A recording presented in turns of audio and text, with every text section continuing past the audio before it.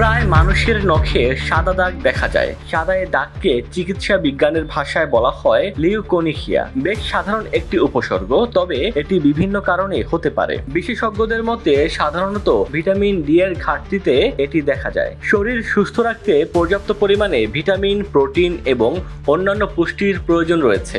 ছোটখাটো আঘাত যেমন নখ কাটা বা কিছুতে চাপ লাগা নখের গোড়ার নিচে ক্ষতি করলে হতে পারে সাদা দাগ। এই দাগ অনেক সময় আঘাতের কয়েক সপ্তাহ পর দেখা দেয়, যখন নখ বড় হতে থাকে। আবার শরীরে জিঙ্ক বা ক্যালসিয়াম কম থাকলে নখে সাদা দাগ দেখা যেতে পারে, যদিও এটি খুব সাধারণ নয়। অনেক সময় এই ঘাটতির ফলে নখ দুর্বল হয়ে পড়ে। অ্যালার্জি বা রাসায়নিক প্রতিক্রিয়ায় হতে পারে দাগ। নেল পলিশ, নেল রিমুভার বা অন্য কেমিক্যালজাত পণ্য ব্যবহার করলে কারো কারো ত্বক বা নখের প্রতিক্রিয়া হতে পারে, ফলে সাদা দাগ দেখা যায়।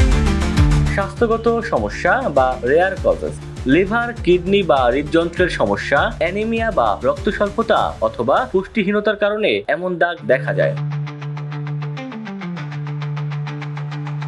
তবে দুশ্চিন্তার কারণ নেই। প্রাথমিক অবস্থায় সুষম ও পুষ্টিকর খাবার খাওয়ার চেষ্টা করতে পারেন। বিশেষ করে দুধ, ডিম, মাছ, বাদাম, শাকসবজি খাওয়া যেতে পারে। নেল কেয়ার করার সময় নরমভাবে আচরণ করুন। বেশি কেমিক্যাল ব্যবহার না করাই উত্তম। যদি দাগ বারবার হয়, একবার ব্লাড টেস্ট করে দেখা যেতে পারে। পুষ্টির ঘাটতি আছে কিনা চেক করতে পারেন, অথবা চিকিৎসকের পরামর্শ নেওয়া যেতে পারে।